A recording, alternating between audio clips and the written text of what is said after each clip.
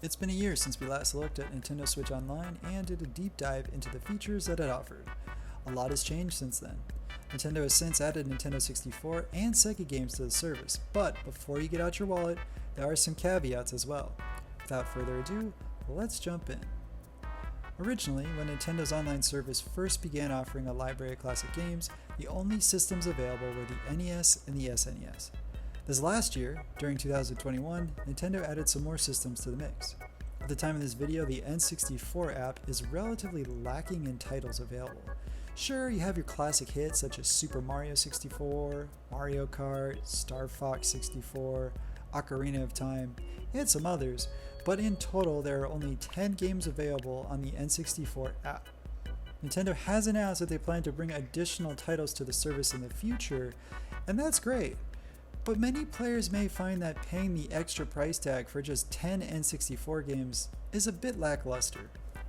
Since we mentioned the increased price, the expansion pack is going to run you $49.99 a year.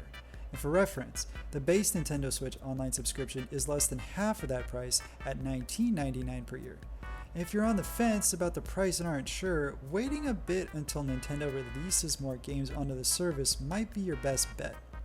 The pricing for the service hasn't gone over too well, with many people not seeing the justification considering the quality that you get along with the amount of games available. While playing online, there's a noticeable amount of input lag in certain titles. Do keep this in mind if your main driving factor is to get the expansion pass for online play. And to be fair, in games like Mario Tennis, I didn't really notice much, if any, lag at all. But while playing a game like Paper Mario and having a friend watch the online session, certain mechanics like consecutive jump attacks felt substantially off timing-wise. And I have to remind myself to press the button early so that the jump would be executed properly on time. And that's obviously not the most ideal situation. In terms of games available, it's not entirely clear what time frame we should be expecting for Nintendo to continue pushing out new N64 games, but if we look at the NES and SNES apps, it's probably going to be a slow and tedious trickle at best. We've mostly covered N64 so far, but Nintendo did also include Sega Genesis games in the expansion pass as well. The reason this isn't as big of a deal as the N64 is that many, if not all, of the Genesis games that are available are already on the Switch in the form of the Sega Genesis Classics Collection, which also includes online play and is currently retailing for a one-time payment of $29.99. You have your Sega classics like Sonic 2, Streets of Rage 2, Dr. Robotnik's Mean Bean Machine, Gunstar Heroes, and you name it.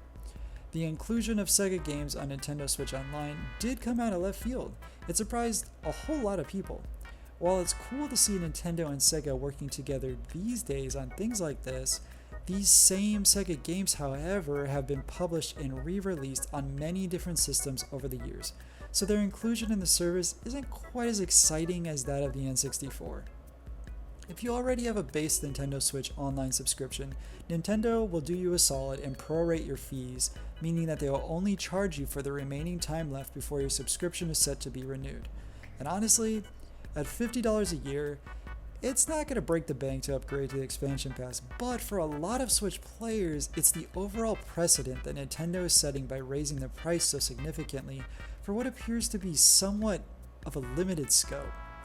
Nintendo Switch Online still doesn't have native voice chat on the console, despite a resounding response from the Switch community to not use Nintendo's smartphone app.